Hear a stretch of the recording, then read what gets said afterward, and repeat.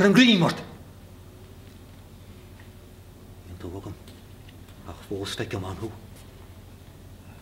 Fwy fod fwyltiach. Styrni'n fwyd o'r leis na ran jahana. Ni ran yna hych. Si yn gro na si hwwsli yn sawlwch iddyn hyn o sy'n. Nis ar liet na cryniad ha common wash. Sys trom yn laie ar ma liab y fi'n. Ha hegit i mwyn y pisrog o dona. Ys fer y slecht y dwsi y goes yn wactise ag siŵl gaf ôl i chwn cyn y sgrib ych o tiwn le taifse awl gadis yn i. A half. Nor chlis i tw crws ma hime. Nog ysgehych na tloch i yn lach ar gomse ag bansion wfo siop a tiwn y sgwyd.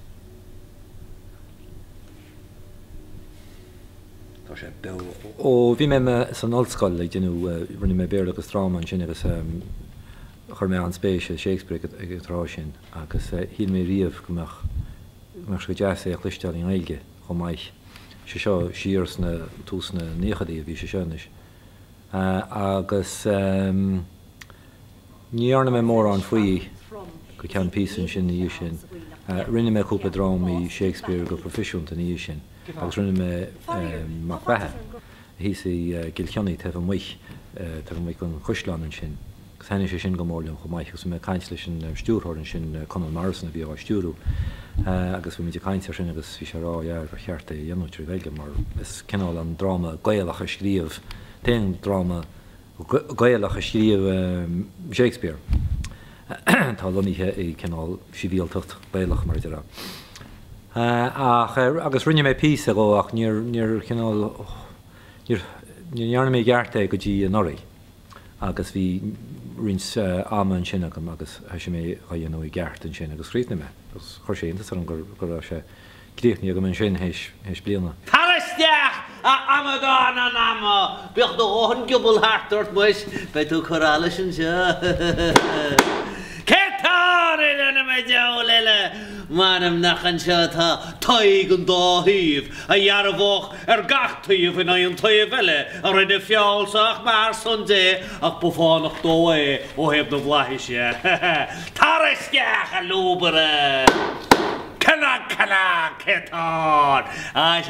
Seo táilúr sasnach a bhfuil bobar a bhrancach. Taristeach a háilúra mar tá deis an seochas chun do íran na dhearaga. Cana, a mu sin ní sus chuithe.